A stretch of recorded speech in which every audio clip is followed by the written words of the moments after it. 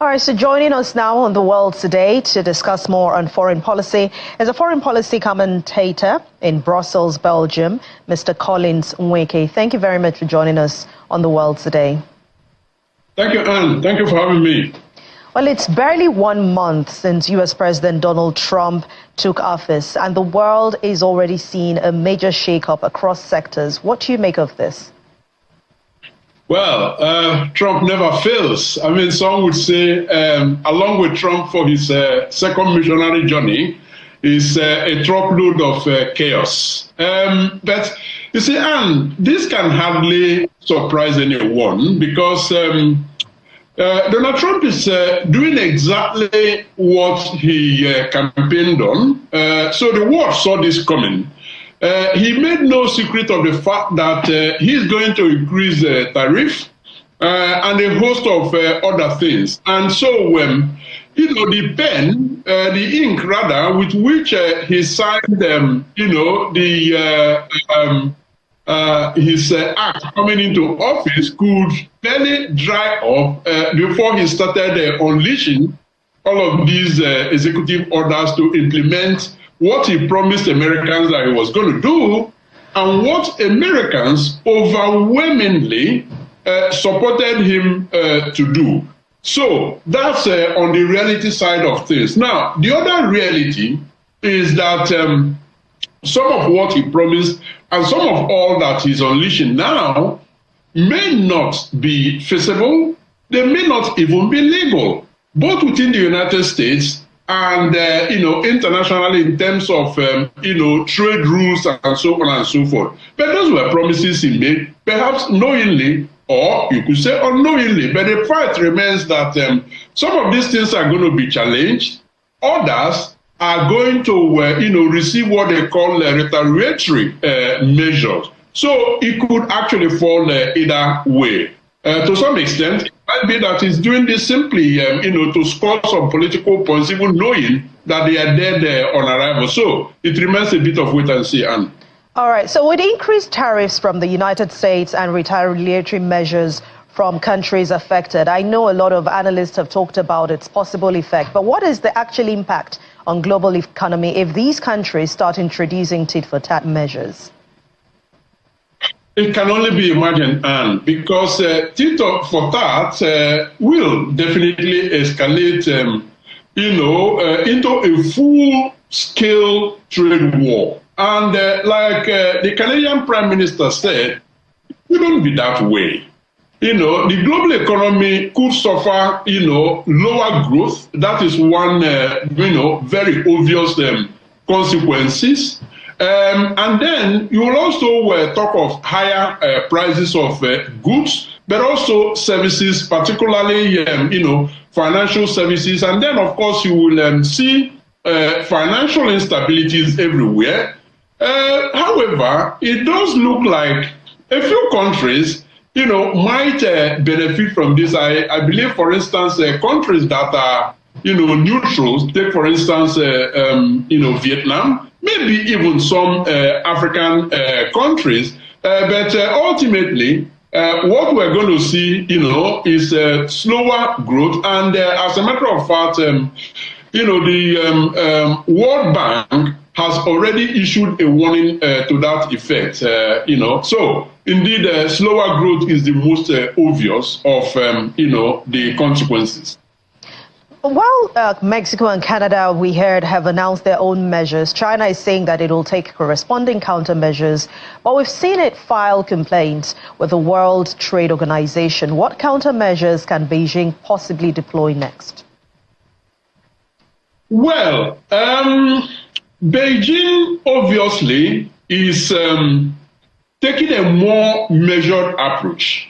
For a start, it has filed complaints with the World Trade Organization because obviously, some of the measures announced already by Trump actually contravene international law. We also, have heard the Prime Minister of Canada talk about it. A number of European leaders have equally, spoken about the fact that, Trump, unilateral, actions are against, what America is actually signatory to as per, trade tariffs and all of that. So that is one obvious aspect. But I think there is a strategic part to, the step that, the initial step that China has taken, because of course you can expect more. And more of the action that, China could take is definitely counter measures in terms of imposing tariff on America. And we have seen in the past that when China decides to do that, and they will definitely decide to do that in this case, they target, areas, for instance, soya beans, things that will have immediate and direct repercussion and impact on the everyday American people, so that once they feel the pinch, they will be the one now putting pressure on Donald Trump to, actually have a rethink. Just by way of a simple example, there are a number of, other areas where China, can impose serious, tariff hike. They, unlike Europe, the manufacture of weapons and all of that, they have their ways around that. But, in the soft areas, like consumer goods and all of that, I believe that they can, do quite some harm to the United States. Let's also talk about the ripple effect on the African continent, because we've talked about how it would affect Canada, China, Mexico. But how about Africa? Well, as far as tariffs is concerned, I think it's going to affect Africa in a less impactful way than the rest of the world. Of course, we know that some of the measures that he has taken, and that is outside the scope of this conversation, but I think it's worth mentioning, which is, rejigging America's policies around, international development assistance. Okay, that's a major area that will affect Africa. And, ironically, and it might even benefit Africa when America's, major global partners, are affected by, Trump's tariff, because it means that they might, move production to places that are not, to jurisdictions that are not affected by the tariff. And Africa, comes very clearly to mind. And Africa actually needs, production activities. So, if Trump's tariff pushes these, manufacturing hubs to actually set up shop in Africa, I believe that, consequently, Africa will benefit from the potential trade war.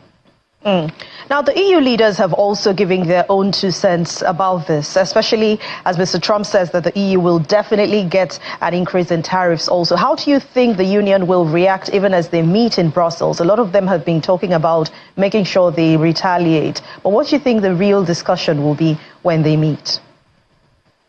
Well, the number of EU leaders that have spoken, have been very, very clear. For a start, in general terms, we have seen things, like this playing out, how it actually brings European leaders closer together in terms of sticking together, talking in one voice and singing from the same hymn book. That has already started. The most obvious of what they are going to do, quite apart from what Russia did, and EU is also known to be very, very organized and very strategic in its approach, which is lodging complaint with the relevant international institutions, World Trade Organization, World Bank, and even United Nations, and so on and so forth. So that is number one on the agenda. But while that is running, you can also expect to see retaliatory, tariffs on U.S. exports. So I mean, it's going to hurt America. It's going to hurt Europe, because quite a number of vehicles used here, tractors, agricultural instruments, and all of that heavy-duty machines come from the United States. But there are also European manufacturers. So on the other hand, when tariff is too high for the United States, Europe will look more inwards, meaning that they will patronize their own manufacturers. Countries like Germany, for instance, stand to gain a lot. And then their closer neighbor that used to be part of the EU, which is the UK, is also heavy on, engineering and manufacturing. So they too will benefit. But retaliatory measures definitely is going to happen. They are also going to see quite a lot of boycotts coming from Europe of American goods and a host of, other areas. Now, some analysts have actually said that this America First policy could eventually lead to America alone with what we're seeing President Donald Trump do. Do you agree?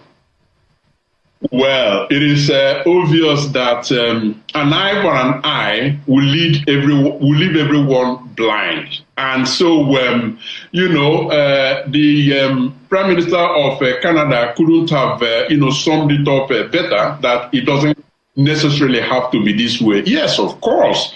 In a war, there is definitely no clean war. In any war, casualties are always experienced on both sides. And so, in this particular case, it's not going to be different. America is going to feel the impact, just like the rest of, their former partners that they have imposed this, higher tariff on. So it is a war that is avoidable, a trade war that is avoidable. But if it happens, if America follows through, everyone is going to feel the pinch.